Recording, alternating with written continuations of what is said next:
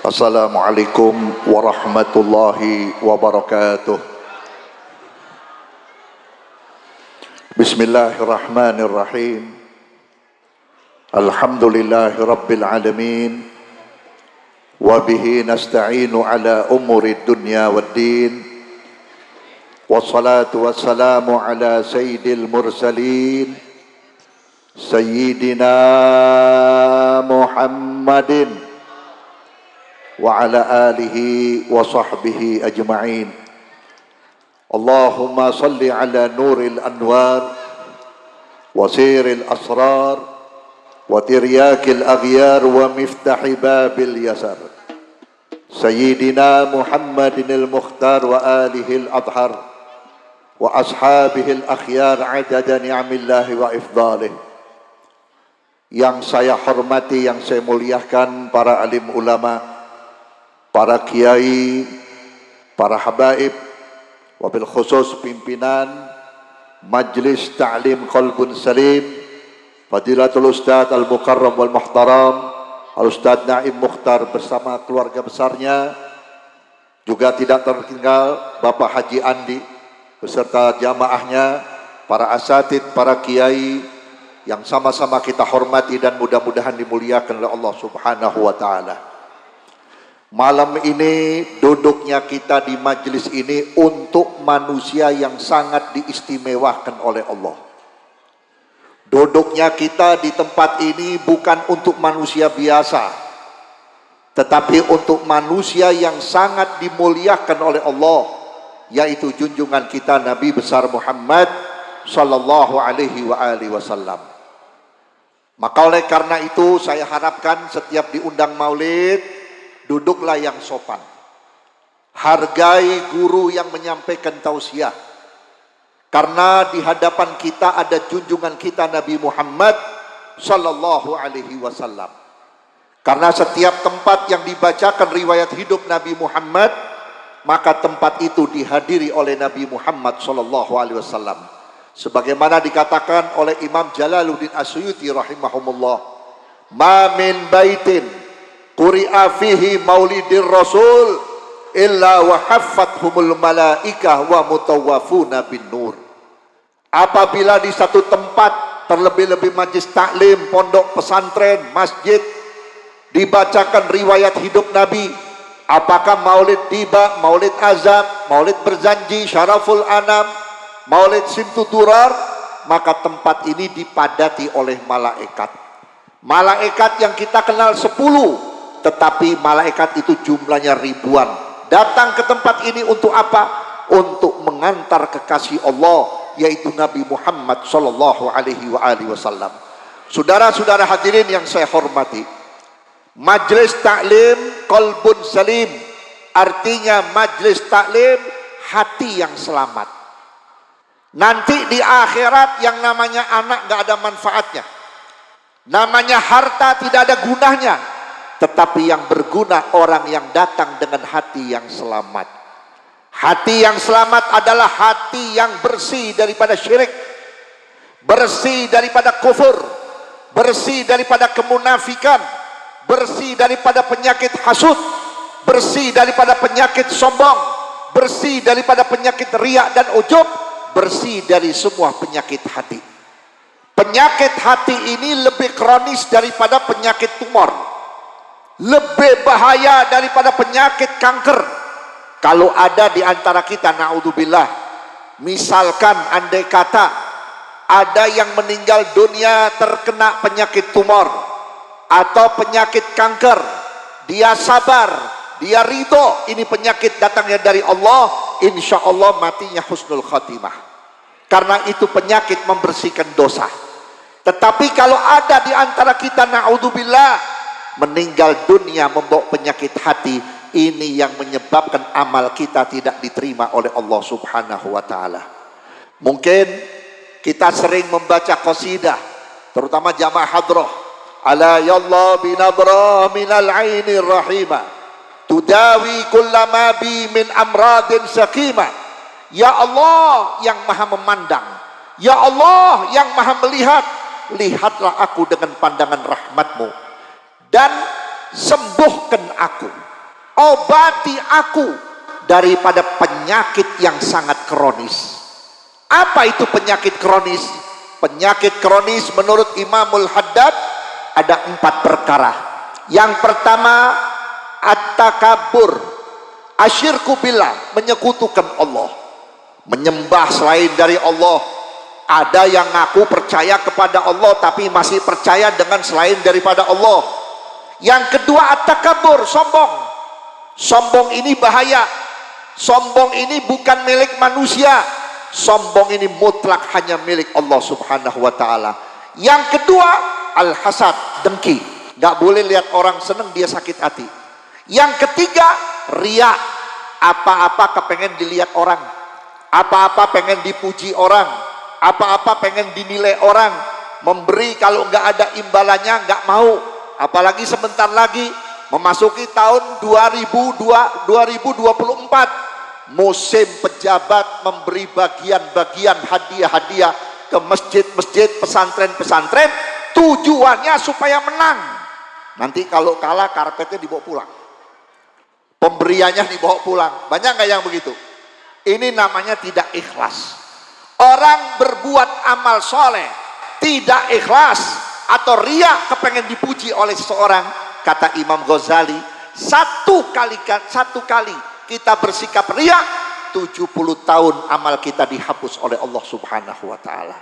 Maka oleh karena itu saya punya keyakinan bahwa majelis taklim ini insya Allah sedikit banyak bisa membesarkan hati kita menjadi bersih. Hati kita menjadi bersih. Kenapa? Di majelis taklim ini ada zikrullah, ada sholawat kepada Nabi Muhammad, ada pembacaan Al-Quran, ada doa-doa yang diajarkan oleh guru-guru. Insya Allah keluar dari majelis ini kita menjadi hamba Allah yang bersih hati. Saudara-saudara hadirin, malam ini diperingati Maulid Nabi supaya kita tahu siapa Nabi kita, bagaimana bentuknya Nabi kita, dan bagaimana jasanya Nabi kita. Ternyata Nabi kita adalah manusia yang memberikan kebaikan kepada kita luar biasa. Kita berhutang budi kepada Nabi Muhammad. Tanpa Nabi Muhammad kita nggak akan kenal Allah. Tanpa Nabi Muhammad kita tidak akan kenal Islam. Tanpa Nabi Muhammad kita tidak akan kenal Quran. Makanya kalau ada orang yang kurang suka dengan maulid, suka ngomong maulid Nabi itu tradisi. Maulid Nabi bukan tradisi. Bukan karena datangnya bulan Rabiul Awal terus kita bikin maulid. Tidak. Maulid ini bisa dirayakan tiap hari. Untuk apa? Untuk mengingat adanya Nabi Muhammad.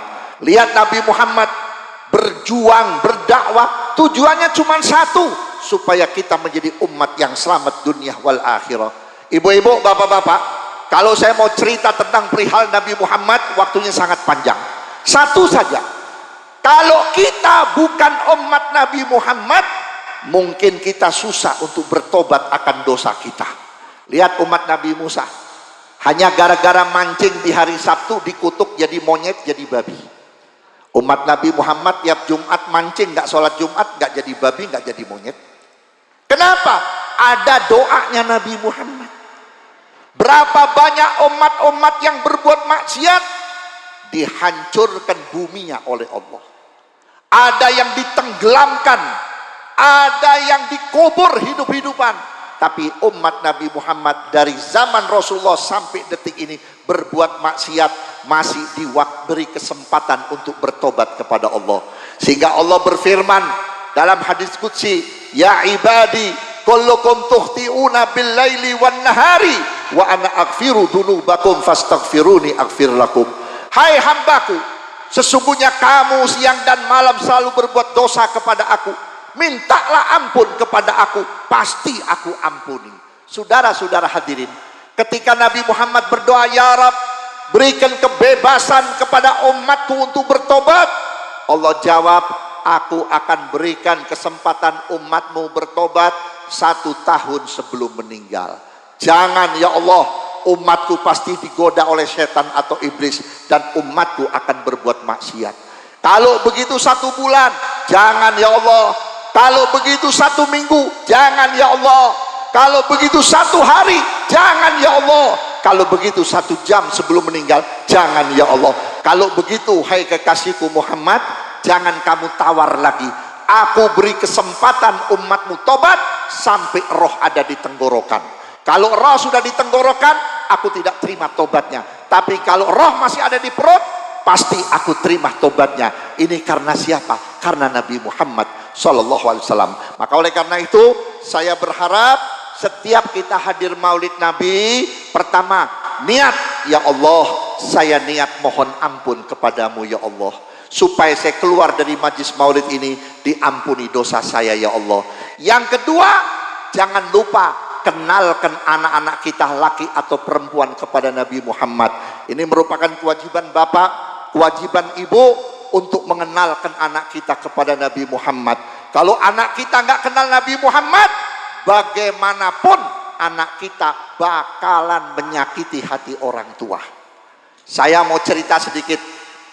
Dulu kira-kira 3-4 tahun yang lalu, sebelum saya sakit, saya kedatangan seorang ibu yang usianya hampir 60 tahun.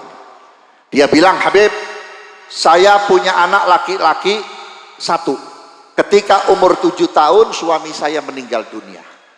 Saya berharap siang dan malam sampai saya puasa sunnah, saya bangun tahajud, saya baca sholawat supaya anak saya menjadi anak yang sukses. Alhamdulillah Habib, anak saya sudah jadi sarjana.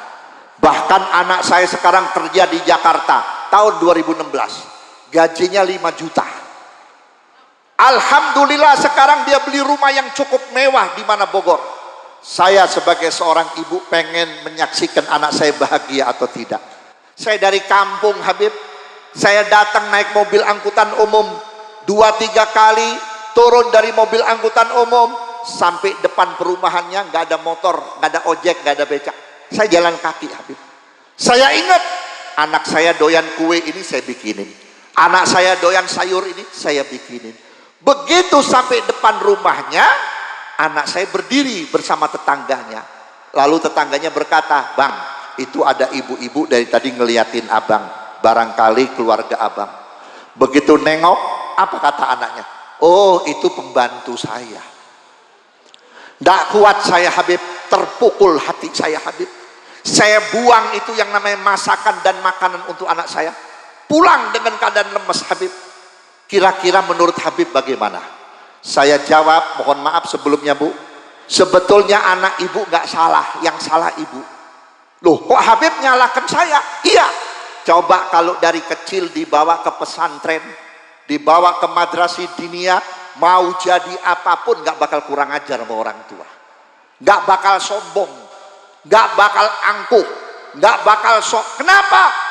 Satu hari anak kita didengarkan bagaimana Nabi Muhammad, bagaimana istimewanya Nabi Muhammad, bagaimana akhlaknya Nabi Muhammad. Gak ada orang yang paling cakep, paling ganteng seganteng Nabi Muhammad. Kalau Nabi Yusuf itu cuma setetes daripada cahaya Nabi Muhammad, jauh dengan Nabi Muhammad cakepnya. Tapi Nabi Muhammad biar cakep gak sok cakep, betul? Gak kayak orang sekarang muka pas-pasan gayanya segunung, betul gak? Kadang-kadang pakai pakaian gak dipasin, orangnya hitam, maaf nih, pakai warnanya merah hijau, betul nggak? Kayak balonku ada 5.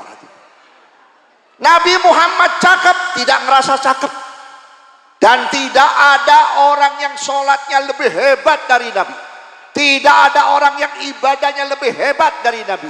Tapi Nabi Muhammad tidak berhenti untuk ibadah. Kenapa? Nabi merasa berhutang budi kepada Allah Subhanahu wa Ta'ala. Nabi Muhammad suci, tidak ada dosa dalam diri Nabi Muhammad. Tapi Nabi Muhammad dalam 1 hari 24 jam tidak kurang 200 kali Nabi Muhammad bertobat kepada Allah Subhanahu wa Ta'ala. Sampai Nabi menyatakan dalam hadis, ayuhan nas tubu ilallah fa inni atubu ilallah fil yaumi atamarrah.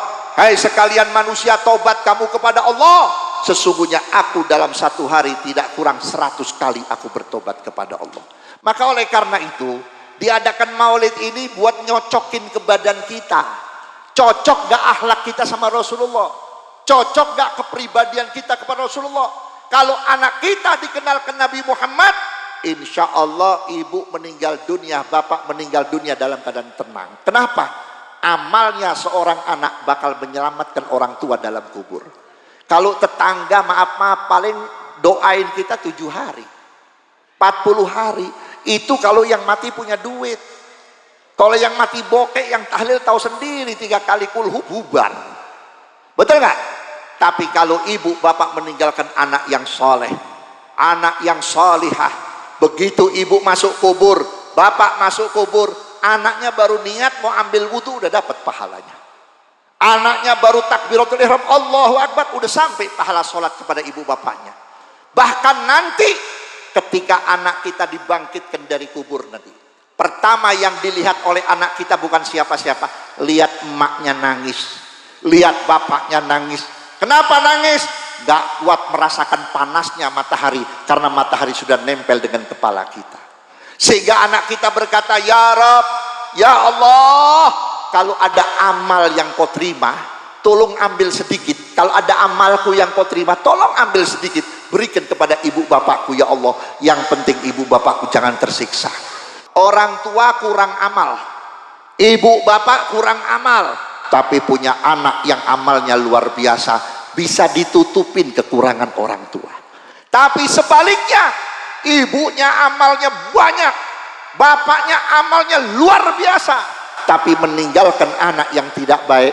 Ketika orang tuanya mau masuk surga, begitu kakinya nginjek di ubin surga, anaknya keluar dari api neraka jahanam sambil memegang kaki ibunya, sambil berkata, ya Allah, ini ibuku, ini bapakku, dia sholat sendirian, dia ngaji sendirian, dia belajar sendirian, saya dibiarkan bodoh ya Allah, sampai mati pun aku nggak tahu bagaimana mengakhiri hidup dengan kalimat la ilaha illallah. Maka oleh karena itu masukkan ibu bapakku ke dalam neraka.